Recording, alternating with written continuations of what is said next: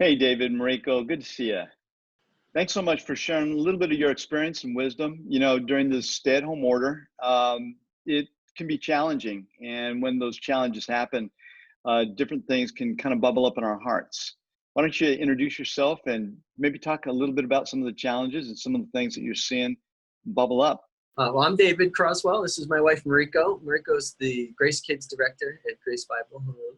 And I've been really involved recently, anyways, in kind of helping the whole church online thing actually happen, which has been super fun for me. You want to talk about it, kids? Yeah, so we have three kids. Caleb is almost 10, Micah is almost 7, and Abby is 4.5. And we've been at home with the three of them, doing online school and all that brings.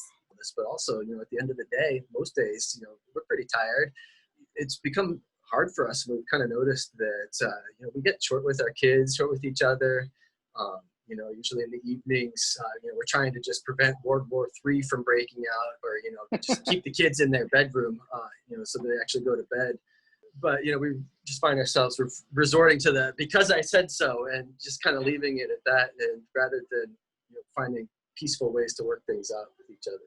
Yeah, I think we both have found ourselves on this crazy cycle where something difficult happens and we react negatively, which then encourages other people to react in that same negative manner. And we just keep on going round and round in a circle. And we really needed God's help to stop that cycle, to stop reacting because of our circumstances, but rather responding with God's love and kindness. And so I think that's really brought up a lot of things in our hearts. A lot of times I tell the kids that their actions need to show kindness.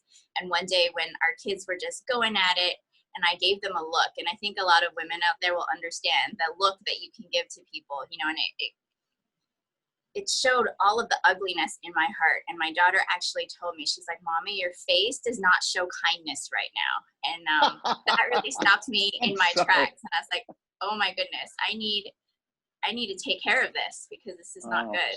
So we always tell our children that, you can't choose your circumstances, but you can choose how you respond. And so I think as a family, we've made it a point during this time to do our best to respond with kindness, to respond with serving others, because it's so easy to fall into that trap of looking at what is happening to me and how difficult it is, that we forget that that's the example that God showed us. On how to make it through these difficult times.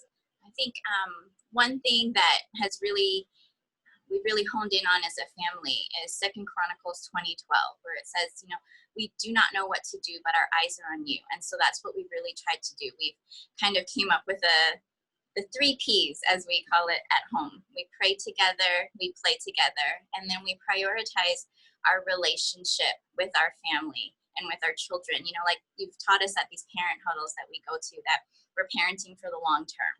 And so I think that's kind of where.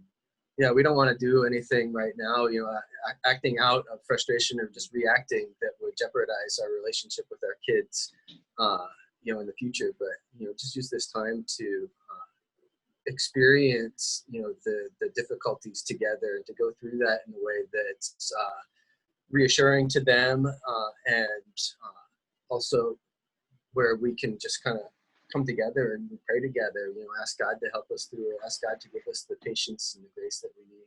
Appreciate you guys for being a blessing and sharing some of your very real experience. I think we can all identify with it, and also some really helpful wisdom as to how to navigate that. What were those 3 Ps again that you mentioned? Is pray, play, and prioritize. I love that. Thank you so much. Have a great day, guys. Thank you, Greg.